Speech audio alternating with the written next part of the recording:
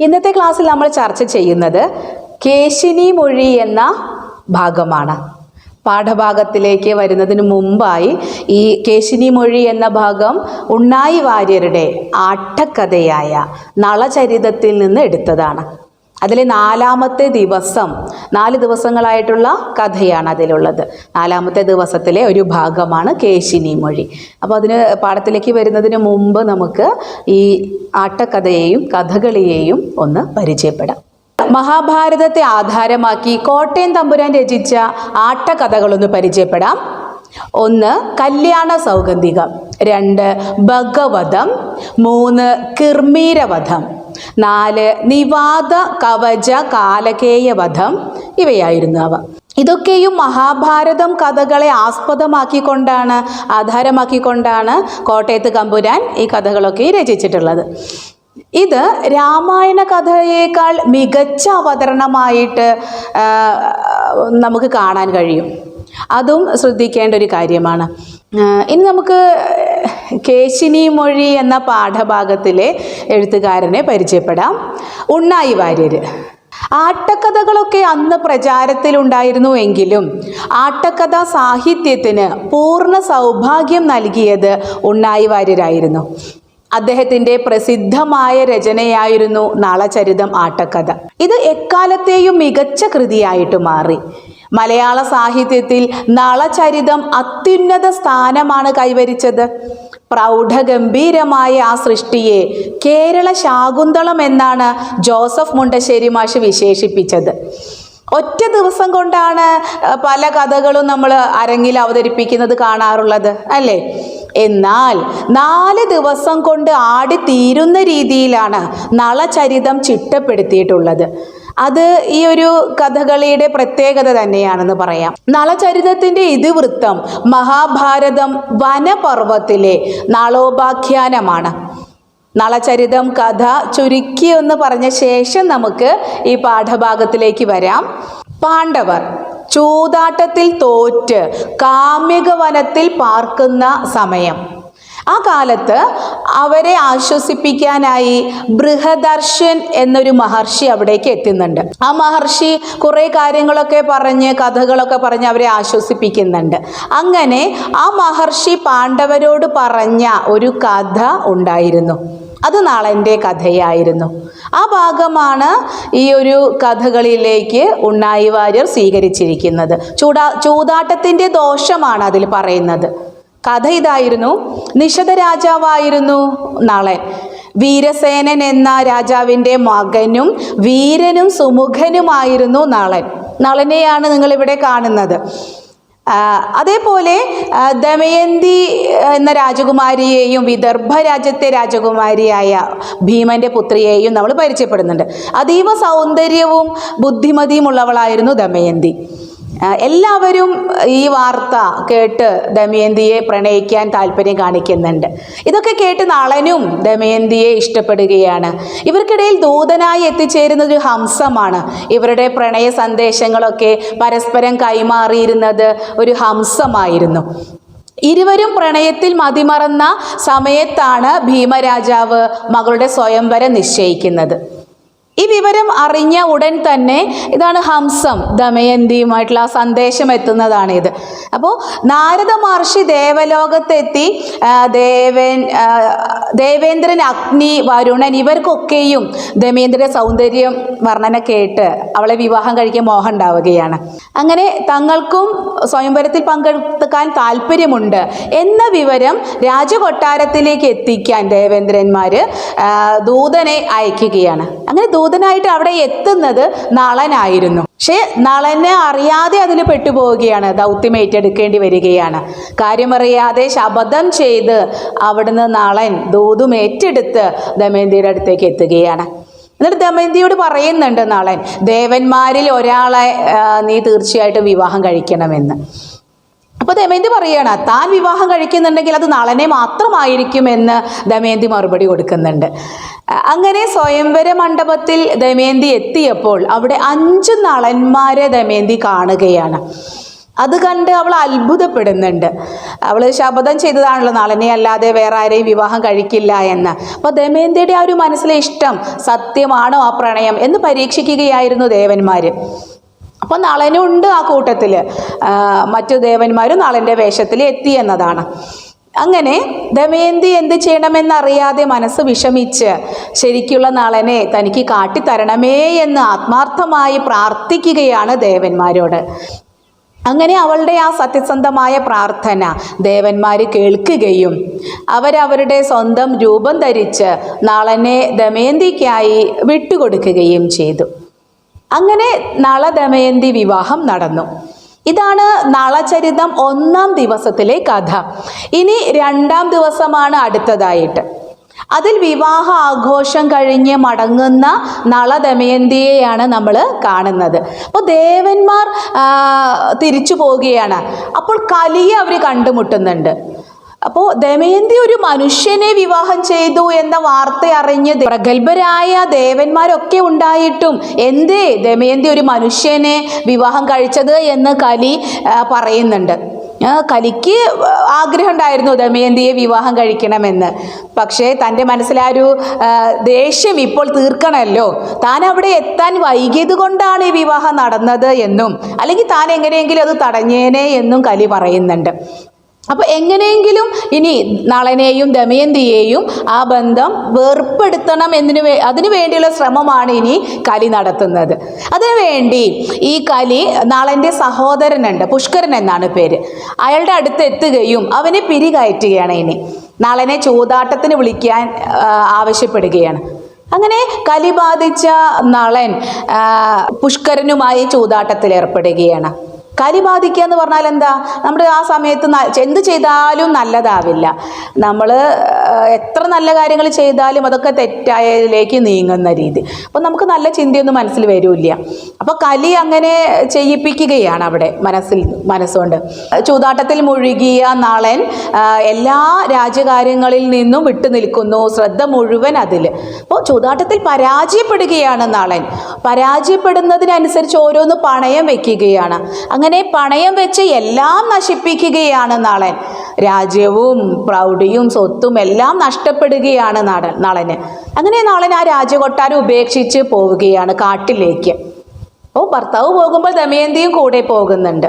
അങ്ങനെ ഇരുവരും ഒരു കാട്ടിലെത്തുകയും വിശന്ന് വലഞ്ഞ് അവർ നടക്കുന്ന സമയത്ത് അതിലെ പറന്നു പോകുന്ന പറവകളെ നളൻ ശ്രദ്ധിച്ചു. അപ്പോൾ അവയെ പിടിക്കാനായി തൻ്റെ വസ്ത്രം അഴിച്ച് വല പോലെ വീശി പിടിക്കാനുള്ള ശ്രമം നടത്തുകയാണ് നളൻ.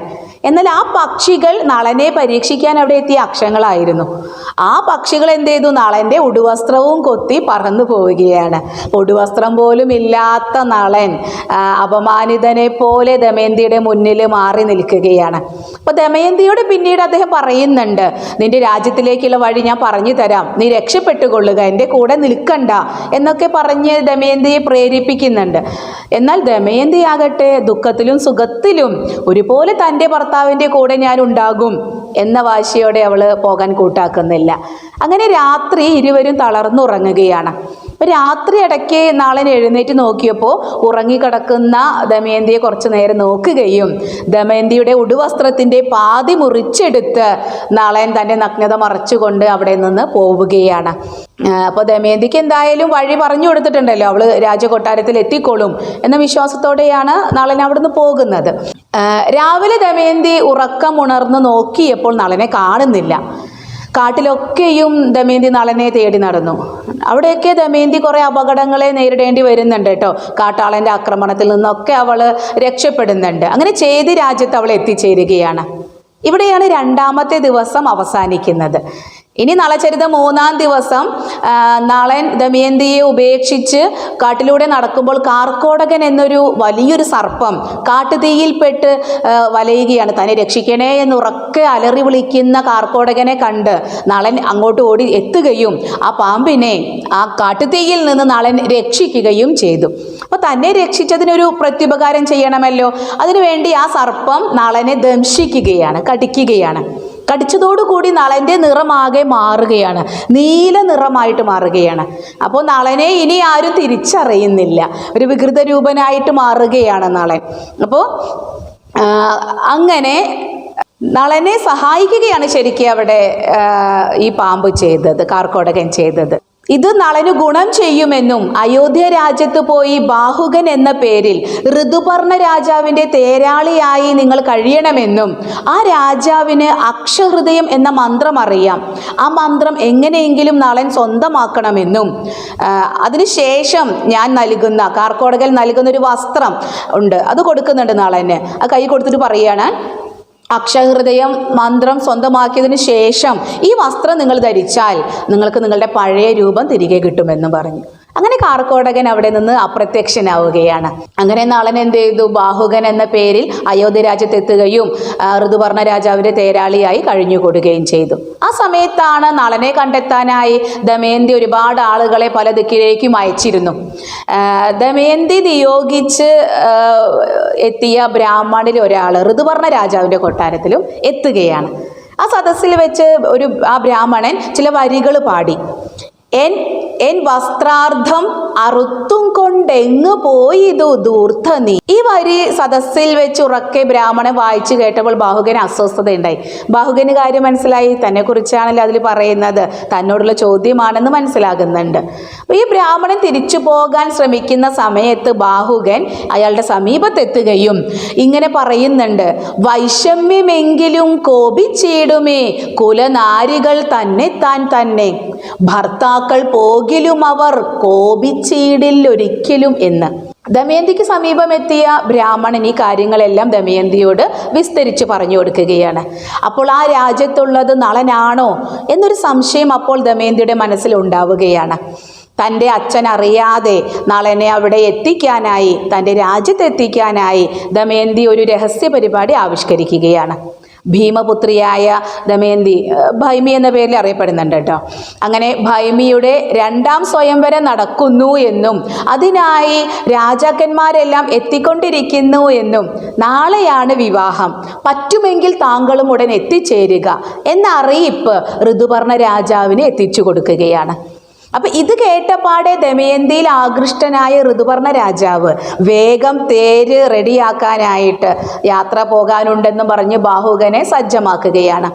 അങ്ങനെ നളൻ അതിവേഗതയിൽ രഥമോടിക്കുന്നുണ്ട്. അപ്പം അത്രയും വേഗതയിൽ രഥമോടിക്കാൻ കഴിയുന്ന ഒരാളെ ഈ ഭൂമിയിലുള്ളൂ, അത് നളനാണെന്ന് ദമയന്തിക്ക് അറിയാം. നളനാണെങ്കിൽ മാത്രമേ താൻ പറഞ്ഞ സമയത്ത് ഇവിടെ രാജാവുമായി ഇവിടെ എത്താൻ കഴിയുകയുള്ളൂ, അത് തിരിച്ചറിയണം. അതിനുവേണ്ടിയാണ് ദമയന്തി ഇങ്ങനെ ഒരു നാടകം അവിടെ അരങ്ങേറുന്നത്. അങ്ങനെ അതിവേഗതയിൽ രഥമോടിച്ച് അവിടെ എത്തുകയാണ് ഇവര്. നളന്റെ വേഗത കണ്ട് രാജാവ് അത്ഭുതപ്പെടുന്നുണ്ട്. യാത്രാമധ്യേ തന്ത്രപൂർവം നളൻ ഋതുപർണ രാജാവിൽ നിന്നും അക്ഷഹൃദയ മന്ത്രം സ്വന്തമാക്കി. ഇവിടെയാണ് അക്ഷഹൃദയം സ്വന്തമാക്കുന്നത് വരെയുള്ള കാര്യങ്ങളാണ് 3ാമത്തെ ദിവസം പറയുന്നത്. ഇനി അവസാന ഭാഗമാണ് 4ാമത്തെ ദിവസത്തിലാണ്. തേരിൻ്റെ ശബ്ദം ദൂരെ നിന്ന് തന്നെ ദമയന്തി കേൾക്കുന്നുണ്ട്. അത് നളൻ്റെ വരവാണെന്ന് അവൾ സംശയിക്കുകയാണ്. അപ്പോൾ ശബ്ദത്തിൽ നിന്ന് പോലും തൻ്റെ ഭർത്താവിൻ്റെ സാമീപ്യം മനസ്സിലാക്കാൻ ദമയന്തിക്ക് സാധിക്കുന്നുണ്ട് അവിടെ. എന്നാൽ ഋതുപർണനോടൊപ്പം അവിടെ എത്തിയ ഒരു വിരൂപനായ നിറം മാറിപ്പോയ ബാഹുകനെ കണ്ട് അവൾ ആകെ വിഷമിച്ചു. ദമയന്തിക്ക് പെട്ടെന്ന് തിരിച്ചറിയാൻ പറ്റിയില്ല നളനെ ആ രൂപത്തിൽ. അപ്പോൾ ആകെ വിഷമിച്ചു പോവുകയാണ് അവൾ, നളനെ കണ്ടില്ലല്ലോ എന്നോർത്ത്. അവൾ അവിടെയൊക്കെ തെരഞ്ഞു നോക്കി. അപ്പോഴും അവളുടെ ഉള്ളിലൊരു സംശയമുണ്ടായിരുന്നു. ഇത്രയും വേഗതയിൽ രഥമോടിച്ച് ഇവിടെ എത്താൻ നളനല്ലാതെ മറ്റാർക്കും കഴിയില്ല എന്ന് അവൾ ഉറച്ചു വിശ്വസിക്കുന്നുണ്ട്. തൻ്റെ സംശയം ഇല്ലാതാക്കാനും തേരാളിയായ ബാഹുകനെ നിരീക്ഷിക്കാനുമായി തൻ്റെ വിശ്വസ്തയായ ഒരു തോഴിയുണ്ട്, കേശിനി എന്നാണ് തോഴിയുടെ പേര്. ഈ കേശിനിയെ ബാഹുകൻ്റെ സമീപത്തേക്ക് ദമയന്തി പറഞ്ഞയക്കുകയാണ്. അങ്ങനെ കേശിനി ബാഹുകനെ നിരീക്ഷിക്കുകയും ആ വിവരങ്ങൾ ദമയന്തിയെ അറിയിക്കുകയും ചെയ്യുന്നതാണ് നിങ്ങൾക്ക് പഠിക്കാനുള്ള ഈ കേശിനി മൊഴി എന്ന പാഠഭാഗം. ഇനി നമുക്ക് പാഠഭാഗത്തിലെ വരികളിലൂടെ ഒന്ന് പോകാം. ഇനി നമുക്കിതിലെ വരികളൊന്ന് നോക്കാം. ആദ്യത്തെ വരി നോക്കൂ. വെളിച്ചമേ ചെന്ന തിരഞ്ഞോരോന്നേ കളിച്ചവൻ ചൊന്നതു കേട്ടുപോന്നു ഒളിച്ചു പിന്നൊട്ടു ധരിച്ചു ദൂതി വിളിച്ചു ഭൈമീം വിജനെ പറഞ്ഞാൾ. കേശിനി എന്ന തോഴി ബാഹുകൻ അറിയാതെ അയാളെ നിരീക്ഷിക്കുന്നതും വിവരം മനസ്സിലാക്കുന്നതുമാണ് ഈ വരികളിൽ പറയുന്ന ആശയം. അതായത് പല കാര്യങ്ങളും നേരിട്ട് ചെന്ന് ചോദിച്ചു മനസ്സിലാക്കുകയും ആദ്യം നേരിട്ട് ചെല്ലുകയാണല്ലോ തോഴി ചെയ്യുന്നത്. തമാശ രൂപത്തിലെല്ലാം കേട്ട് മനസ്സിലാക്കിയ ശേഷം കളിമട്ടിൽ തമാശ പോലെ മനസ്സിലാക്കിയ ശേഷം അവൾ തിരിച്ചു പോരുകയാണ്. എന്നിട്ട് വീണ്ടും ഒളിച്ചു പിന്നീട് ഒളിച്ചു നിന്നുകൊണ്ട് ധരിച്ചു മനസ്സിലാക്കുകയാണ്. ദൂതിയായ കേശിനി മനസ്സിലാക്കുകയാണ്. വിളിച്ചു ഭൈമിയ വിജയനെ, മറ്റാരുമില്ലാത്ത സ്ഥലത്തേക്ക് രാജകുമാരിയായ ദമയന്തി വിളിച്ചു കൊണ്ടുപോവുകയാണ് കാര്യങ്ങളൊക്കെ പറയാനായിട്ട്. അതാണ് ഒളിച്ചു പിന്നോട്ട് ധരിച്ചു ദൂതി മറഞ്ഞു നിന്ന് കണ്ട കാര്യങ്ങൾ വിളിച്ചു ഭൈമി വിജനെ, ആരുമില്ലാത്തൊരു സമയത്തേക്ക് ഭൈമിയെ വിളിച്ചു കൊണ്ടുപോയി കാര്യങ്ങൾ പറയാൻ ശ്രമിക്കുകയാണ്. ഇനി നേരിട്ട് കണ്ട കാഴ്ചകളാണ് ഈ വരികളിൽ പറയുന്നത്. നോക്കൂ. പൂമാതിനൊത്ത ചാരുതനോ വൈദർഭി കേൾ നീ, പുരുഷരത്നമീ ബാഹുകനോ ധീമാൻ അവൻ എന്നോട് നാമവും വാർത്തയും ചൊന്നാൻ. പൂമാതിനൊത്ത എന്നതിൻ്റെ അർത്ഥം ലക്ഷ്മി ദേവിക്ക് തുല്യയായവൾ എന്നാണ് അർത്ഥം. ചാരുതനോ എന്നാൽ രൂപഭംഗിയുള്ളവൾ എന്നാണ് അർത്ഥം. ഇങ്ങനെയൊക്കെ സുന്ദരിയായ ദമയന്തി, ഞാൻ പറയുന്നത് നീ കേട്ടാലും, കേൾനി എന്നാൽ നീ കേട്ടാലും. ദമയന്തിയോട് കേശിനി പറയുകയാണ്, ഇവിടെ എത്തിയിട്ടുള്ള ബാഹുകൻ ഒരു പുരുഷരത്നം തന്നെയാണെന്ന് ഞാൻ മനസ്സിലാക്കിയിട്ടുണ്ട്. അതിസമർത്ഥനായ അവൻ എന്നോട് അവൻ്റെ പേരും മറ്റു കാര്യങ്ങളൊക്കെ പറഞ്ഞിട്ടുണ്ട്. ഈ ധീമാൻ എന്നതിൻ്റെ അർത്ഥം ബുദ്ധിമാൻ, സമർത്ഥൻ എന്നാണ് അർത്ഥം. അപ്പോൾ ഞാൻ തന്ത്രപൂർവ്വം അവനോട് കാര്യങ്ങളെല്ലാം ചോദിച്ചു മനസ്സിലാക്കിയിട്ടുണ്ട്. അതാണ് ഇവിടെ പറയുന്നത്. അടുത്ത വരി നോക്കൂ. നളനില്ലൊരപരാധം പോൽ ഉണ്ടെന്നാകിലും കുലനാരിക്കരുത് കോപം പോൽ, ഖലനല്ല വാക്കു കേട്ടാൽ ഛലമുണ്ടെന്നതും തോന്നാ, പലതും പറഞ്ഞു പിന്നെ ഫലിതമാത്രേ പാർത്തോളം. നളനില്ലൊരപരാധം പോൽ, നളൻ്റെ വശം ഒരപരാധവുമില്ല, നളനൊന്നും ചെയ്തിട്ടില്ല തെറ്റ്. ഇനി ഉണ്ടെന്നാകിലും, നീ തെറ്റെന്തെങ്കിലും ചെയ്തു പോയിട്ടുണ്ട് എങ്കിലും, നളനൊരു തെറ്റ് ചെയ്തിട്ടുണ്ടെങ്കിലും കുലനാരിക്കരുത് കോപം പോൽ, നല്ല കുലത്തിൽ ജനിച്ചവൾ, അതാണല്ലോ കുലസ്ത്രീകൾ. കുലനാരിക്ക് കോപം പാടില്ലെന്നാണ് പറഞ്ഞിരിക്കുന്നത്. ആണുങ്ങൾ അല്ലെങ്കിൽ ഭർത്താക്കന്മാർ തെറ്റ് ചെയ്താലും കുലസ്ത്രീകൾ ദേഷ്യപ്പെടരുത് എന്നാണ് അവിടെ പറയുന്നത്. ഖലനല്ല വാക്ക് കേട്ടാൽ, ഖലനല്ല എന്നാൽ ദുഷ്ടനല്ല എന്നാണല്ലോ അർത്ഥം. അപ്പോൾ അവിടെ അയാളുടെ വാക്കുകളൊന്നും കേട്ടാൽ ദുഷ്ടനാണെന്നൊന്നും തോന്നുന്നില്ല. ഛലമുണ്ടെന്നതും ഛലം എന്നാൽ കള്ളം എന്നാണ്. കള്ളത്തരങ്ങൾ ഉണ്ടെന്നും തോന്നുന്നില്ല. അങ്ങനെ പല കാര്യങ്ങളും അയാൾ എന്നോട് പറഞ്ഞു. ശ്രദ്ധിച്ചാൽ അതെല്ലാം കളിതമാശ പോലെ നമുക്ക് എടുക്കാവുന്നതേ ഉള്ളൂ. അപ്പോൾ തമാശ പോലെ ഞാൻ ആ കാര്യങ്ങളെല്ലാം ചോദിച്ച് മനസ്സിലാക്കുകയും ചെയ്തിട്ടുണ്ട്. ആവശ്യമുള്ള കാര്യങ്ങൾ മാത്രമാണ് കേശിനി സ്വീകരിക്കുന്നത്. ബാക്കിയുള്ളതൊക്കെ തമാശ രൂപത്തിൽ എടുത്ത് ഒഴിവാക്കുകയും ചെയ്യുന്നതായിട്ട് കാണാം. അടുത്ത വരി നോക്കൂ. അന്നാദിപാക സംഭാരം സ്വാമിനിയോഗാൽ വന്നതു കണ്ടേൻ അന്നേരം, കുംഭേ നിറഞ്ഞു നീരം കുതുകമെത്രയും പാരം, ദംഭം കൂടാതെ ഘോരദഹനൻ കത്തിയുദാരം. ഇവിടെ ഈ വരികൾ നേരിട്ട് കണ്ട കാഴ്ചയാണ്. അവിടെ നേരിട്ട് കണ്ട കാഴ്ചയല്ല, സംസാരിച്ചതിന് ശേഷം കേശിനി തിരികെ പോന്നല്ലോ. എന്നിട്ട് ഒളിഞ്ഞു നിന്ന് കേശിനി നിരീക്ഷിച്ച കാഴ്ചകളാണ് കേട്ടോ ഈ പറയുന്നത്. അതിതായിരുന്നു. ആദ്യ വരിയിൽ അന്നം മുതലായവ പാചകം ചെയ്യാനുള്ള സാമഗ്രികൾ രാജകൽപ്പന അനുസരിച്ച് ബാഹുകൻ്റെ സമീപത്തേക്ക് കൊണ്ടുവരപ്പെടുന്നുണ്ട്. ആ കാഴ്ച കണ്ടു. അന്നേരം ആ സമയം കുംഭേ നിറഞ്ഞ അവിടെയുള്ള പാത്രത്തിലെല്ലാം തനിയെ വെള്ളം വന്ന് നിറയുന്നത് കണ്ട് അത്ഭുതം. കുംഭേ നിറഞ്ഞു നീരം കുതുകമെത്രയും പാരം എന്നാണ്. കുംഭം പാത്രങ്ങൾ, കുടം, ഇതിലൊക്കെയും സ്വയം വെള്ളം നിറയുന്ന കാഴ്ചയാണ്. അത് കുതുക എത്രയോ അത്ഭുതകരമായിരുന്നു എന്നാണ് കേശിനി പറയുന്നത്. വർദ്ധിച്ചൊരു അത്ഭുതത്തോടെയാണ് അവളത് കണ്ടത്. ദംഭം കൂടാതെ ഘോരദഹനൻ. ദമ്പം എന്ന് പറഞ്ഞാൽ അഹങ്കാരം ഒന്നുമില്ലാതെ ഘോരദഹനൻ കത്തിയുദാരം. അഗ്നിയാണ് ഘോരദഹനൻ. തീ എന്ത് ചെയ്യുന്നു? അടുപ്പിലൊക്കെ തീയൊക്കെ പെട്ടെന്ന് ആളിപ്പടരുകയും ചെയ്യുന്നുണ്ട്. അപ്പോൾ ഈ കാഴ്ചകളൊക്കെയും ഒരു അത്ഭുതത്തോടെയാണ് കേശിനി കാണുന്നത്. നളൻ ഒരു ഭാഗത്ത് നിൽക്കുന്നേ ഉള്ളൂ, അപ്പോഴേക്കും വെള്ളം നിറയുകയും തീ കത്തുകയൊക്കെ ചെയ്യുകയാണ്. ഇതൊക്കെ അത്ഭുതകരമായ പ്രവൃത്തിയായിട്ടാണ് അവൾ കാണുന്നത്. അപ്പോൾ ഇതൊക്കെ അവൾ മറഞ്ഞു നിന്ന് കണ്ട കാര്യങ്ങളാണ് കേശിനി ദമയന്തിയോട് പറയുന്നത്.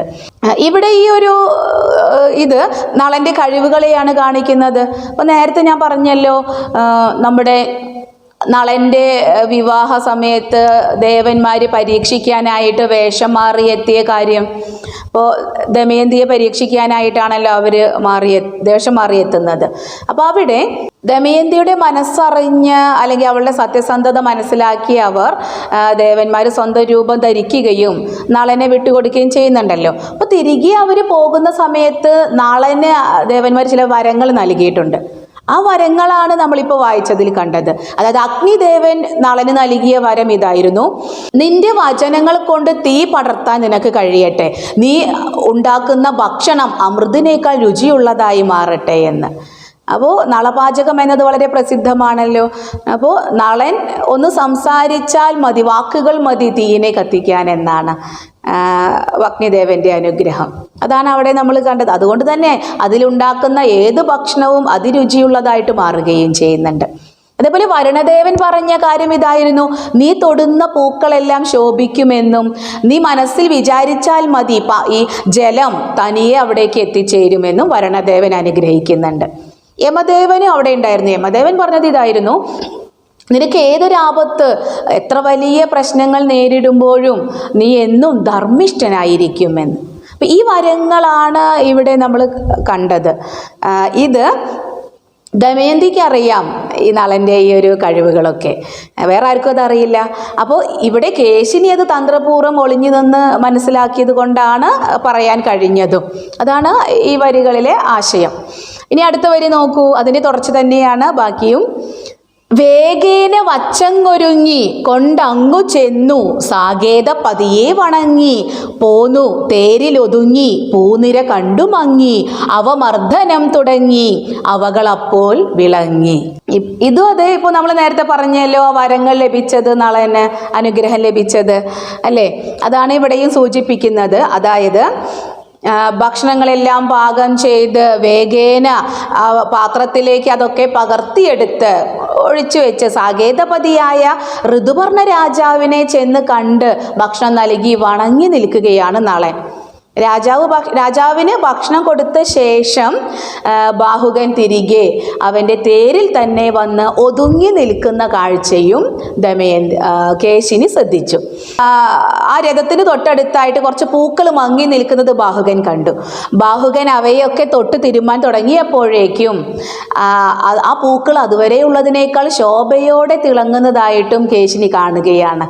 അപ്പം ഇതും അവിടെ നമ്മൾ പറഞ്ഞല്ലോ വരുണദേവൻ നൽകിയ അനുഗ്രഹം, അതാണ് ഇവിടെ. അപ്പം ഈ വരങ്ങളൊക്കെയും നേരിട്ട് കണ്ടു മനസ്സിലാക്കുകയാണ് കേശിനി അവിടെ ചെയ്തിരിക്കുന്നത്. ഈ വിവരങ്ങളൊക്കെ കേശിനി ദമയന്തിക്ക് നൽകുകയാണ്. അങ്ങനെ ഇതൊക്കെ കേട്ട് ഇത് പറഞ്ഞ ശേഷം, ഇതെല്ലാം വിവരങ്ങൾ നൽകിയ ശേഷം കേശിനി മറഞ്ഞു പോകുന്നുണ്ട് കേട്ടോ. പിന്നെ കേശിനി അവിടെ നിൽക്കുന്നില്ല. അപ്പോൾ ഭൈമിനി ചിന്താകുലയാവുകയാണ്. അപ്പോൾ അവിടെ എത്തിയ ബാഹുകൻ നളൻ തന്നെയാണ് എന്ന് ദമയന്തി ഉറപ്പിക്കുകയാണ്. അങ്ങനെ നളൻ്റെ സമീപത്തേക്ക് ദമയന്തി എത്തുകയും തൻ്റെ പരിഭവം എല്ലാം പറഞ്ഞു തീർക്കുകയും ചെയ്യുന്നുണ്ട്. അപ്പോൾ നളൻ്റെ കൈവശം കാർക്കോടകം കൊടുത്ത വസ്ത്രമുണ്ട്. അപ്പോൾ വരുന്ന സമയത്ത് തന്ത്രപൂർവ്വം അക്ഷഹൃദയ മന്ത്രം ഋതുപർണനിൽ നിന്ന് പഠിക്കുകയും ചെയ്തിട്ടുണ്ടല്ലോ. അങ്ങനെ കാർക്കോടകൻ നൽകിയ വസ്ത്രം ധരിച്ച് നളൻ സ്വന്തം രൂപത്തിലേക്ക് എത്തുകയാണ്. നാട്ടിലെത്തി പുഷ്കരനെ തോൽപ്പിച്ച് അവരുടെ രാജ്യം തിരികെ പിടിക്കുകയും ചെയ്തു. അങ്ങനെ നള ദമയന്തി ബന്ധം ദൃഢമാവുകയും അവരൊന്നിച്ച് ഒരുപാട് കാലം ജീവിക്കുകയും ചെയ്തു. ഇതാണ് നളചരിത 4-ാം ദിവസം അവസാനം കഥ എന്ന് പറയാം. ഇതിൽ നമ്മൾ ശ്രദ്ധിക്കേണ്ടത് കേശിനി മൊഴി എന്നാണല്ലോ ഈ പാഠഭാഗത്തിൻ്റെ പേര്. അതുകൊണ്ട് തന്നെ കേശിനി എന്ന തോഴിയുടെ വൈദഗ്ധ്യമാണ് നമ്മൾ ശ്രദ്ധിക്കേണ്ടത്. അതിവിദഗ്ധയായാണ് കേശിനി കൈകാര്യം ചെയ്യുന്നത് അല്ലേ, വിഷയം കൈകാര്യം ചെയ്യുന്നത്, തൻ്റെ ദൗത്യം നിർവഹിക്കുന്നത്. ബാഹുകൻ ബുദ്ധിമാനും പുരുഷരത്നവുമാണ് എന്നും ദുഷ്ടനല്ലെന്നും അയാളുടെ വാക്കുകളിലൊന്നും കളവുകളില്ല എന്നും അവൾ നിരീക്ഷിച്ചാണ് മനസ്സിലാക്കി ഭൈമിയോട് പറയുന്നത്. ഒരു തെറ്റും അവൻ ചെയ്തിട്ടില്ല എന്നും പറയുന്നുണ്ടല്ലോ. അഥവാ തെറ്റ് ചെയ്തിട്ടുണ്ടെങ്കിലും ദമയന്തി അത് ക്ഷമിക്കേണ്ടവളാണ് എന്നും അവിടെ പറയുന്നുണ്ട്. ആ വാചകം നമുക്കൊന്ന് ചിന്തിക്കാവുന്നതാണ് അല്ലേ. അന്നത്തെ കാലത്തെ ഒരു ആണധികാരത്തെയല്ലേ അത് സൂചിപ്പിക്കുന്നത്. ആണുങ്ങൾക്ക് എന്തും ചെയ്യാം, സ്ത്രീകൾക്ക് അതൊന്നും പാടില്ല, എല്ലാം സഹനത്തോടെ ഒതുങ്ങേണ്ടവളാണ് സ്ത്രീ എന്ന്. ഇന്നത്തെ കാലത്ത് ചിന്തിക്കുമ്പോൾ നമുക്കൊരിക്കലും അത് ആ രീതിയിൽ അംഗീകരിക്കാൻ കഴിയില്ല അല്ലേ. ആണധികാരത്തിൻ്റെ ഒരു സൂചകം മാത്രമായിട്ട് നമുക്ക് ആ വരി വേണമെങ്കിൽ കാണാവുന്നതാണ്. അതൊക്കെ എന്താണ്, നമ്മുടെ കേശിനിയുടെ കണ്ടെത്തലായി തന്നെ പറയാട്ടോ. ആണധികാരത്തിൻ്റെ ചിഹ്നം കൂടിയാണ് അവിടെ മറഞ്ഞു നിന്ന് ഇവള് നിരീക്ഷിച്ച് കണ്ടെത്തിയതെന്ന് വേണമെങ്കിൽ പറയാം. കേശിനിയുടെ കഴിവ് പ്രകടിപ്പിക്കാനായിട്ട് ഈ ഒരു നളചരിതത്തിൻ്റെ പ്രത്യേകത എന്ന് പറയുന്നത്, ഉണ്ണായി വാര്യർ ഇതിൽ ഏതൊരു കഥാപാത്രത്തെ കൊണ്ടുവരികയാണെങ്കിലും അതിപ്പോൾ ചെറിയ ചെറിയ ഭാഗങ്ങളിൽ മാത്രം പ്രത്യക്ഷപ്പെടുന്ന കഥാപാത്രങ്ങളാണെങ്കിൽ പോലും അവർക്ക് നല്ല പ്രാധാന്യം നൽകുന്നുണ്ട് അദ്ദേഹം. അത് ഉണ്ണായി വാര്യർ സമർത്ഥമായി തന്നെയാണ് ആ ഭാഗങ്ങളൊക്കെയും കൈകാര്യം ചെയ്തത് എന്ന് നളചരിതത്തിൽ നമുക്ക് കാണാൻ സാധിക്കും. ഉദാഹരണത്തിന് കാട്ടാളൻ എന്ന കഥാപാത്രം ഭൈമിയെ ആ കാട്ടിൽ വെച്ച് ഉപദ്രവിക്കാൻ വരുന്ന ഒരു ഭാഗമുണ്ട്. അതേപോലെ ഹംസം ദൂത് വരുന്നത്, അതേപോലെ കേശിനി, ഇവരൊക്കെയും ചില ഭാഗങ്ങളിൽ മാത്രമേ മുഖം കാണിക്കുന്നുള്ളൂ ഇതിൽ. എന്നാൽ ഈ കഥാപാത്രങ്ങൾക്കൊക്കെയും വ്യക്തമായ ഒരു ധർമ്മം അല്ലെങ്കിൽ ഒരു കടമ നിറവേറ്റേണ്ട ഒരു ഭാഗം നൽകുന്നുണ്ട് ഉണ്ണായി വാര്യർ. അത് ശ്രദ്ധേയമാണ്. ഇതൊക്കെയും അദ്ദേഹത്തിൻ്റെ കഥാപാത്ര സൃഷ്ടിയുടെ ഒരു പ്രത്യേകതയാണെന്നും മനസ്സിലാക്കണം. അതേപോലെ തന്നെയാണ് ഇതിലെ ഭാഷയും. ഇതിലെ ഭാഷയെക്കുറിച്ച് എൻ കൃഷ്ണപിള്ള പറഞ്ഞൊരു വാചകമുണ്ട്. കൈരളിയുടെ കമനീയ ആരാമത്തിൽ വിടർന്ന വാടാ മലരുകളിൽ ഒന്നാണ് നളചരിതം എന്ന്. അതാണ് എൻ കൃഷ്ണപിള്ളയുടെ വാക്കുകൾ. ഇത് എത്രയും പ്രസക്തമാണ് ഇവിടെ എന്ന് പറയാം, നമുക്ക് കാണാം അല്ലേ. ഇവിടെ കേരളപാണിനി പറഞ്ഞ മറ്റൊരു കാര്യമുണ്ട് ഈ ഭാഷയെക്കുറിച്ച്. അതായത് സംസ്കൃതമാകുന്ന ചെമ്പും മലയാളമാകുന്ന വെളുത്തീയവും ചേർത്ത് ഉരുക്കിയെടുത്ത ഒരു വെങ്കല ഭാഷയാണ് നളചരിതം ഭാഷ എന്നാണ് കേരളപാണിനി പറഞ്ഞത്. ഇതൊക്കെയും ഉണ്ണായി വാര്യരുടെ ഭാഷാ സവിശേഷതയുടെ പ്രത്യേകത തന്നെയാണ്. അദ്ദേഹത്തിൻ്റെ ഏക കൃതിയാണല്ലോ നളചരിതം. അതിലെ ഭാഷാ പ്രത്യേകത എടുത്തു പറയേണ്ടത് തന്നെയാണ്. അതുകൊണ്ടാണ് ഇത് സവിശേഷ കൃതിയായിട്ട് മാറിയതും. ഇങ്ങനെ എല്ലാം കൊണ്ടും മികവുറ്റ ഒരു കൃതി തന്നെയാണ് ഉണ്ണായി വാര്യരുടെ നളചരിതം എന്ന് നമുക്ക് തീർത്തും പറയാവുന്നതാണ്. ഇനി നമുക്ക് ഈ പാഠഭാഗത്തിൻ്റെ രംഗാവിഷ്കാരം, കഥകളി, ഈ ഭാഗമൊന്ന് നമുക്ക് കേശിനി മൊഴി എന്ന ഭാഗമൊന്ന് കണ്ടു നോക്കാം.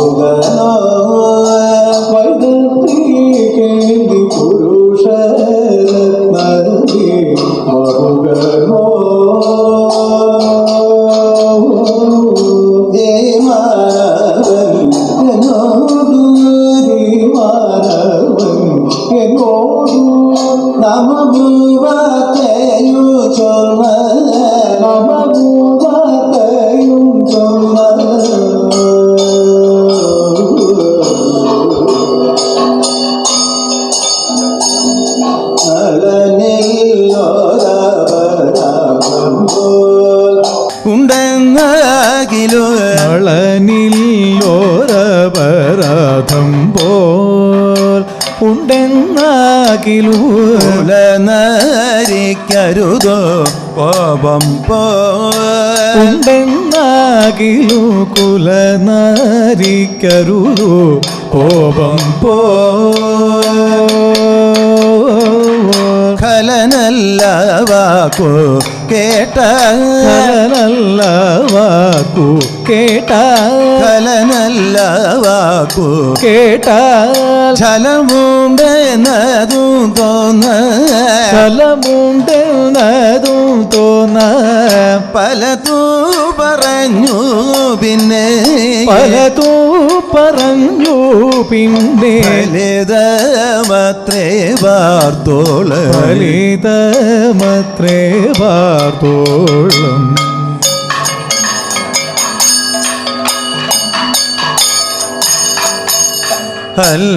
അല്ലാദിവാക സംഭാരം സ്വാമിൽ നിയോഗ അന്നാദിഭാഗ സംഭാരം സ്വാമി നിയോഗ വന്നതു കണ്ടേ അന്നേരം സ്വാമി നിയോഗ വന്നതു കണ്ടേൻ അന്നേരം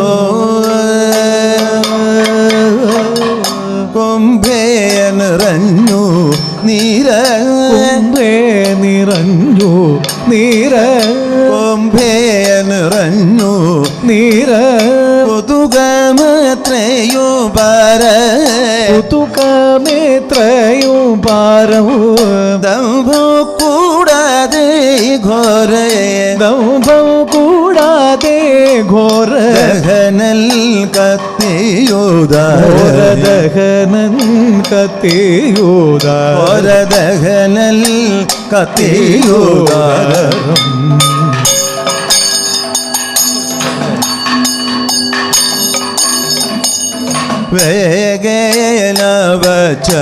വേഗേനവച്ചൊരുങ്ങി കൊണ്ടങ്ങു ചെന്നു വേഗേന വച്ചങ്ങുരുങ്ങി കൊണ്ടങ്ങു ചെന്നു സാകേത പതിയെ വണങ്ങി കൊണ്ടങ്ങു ചെന്നു സാകേത പതിയെ വണങ്ങി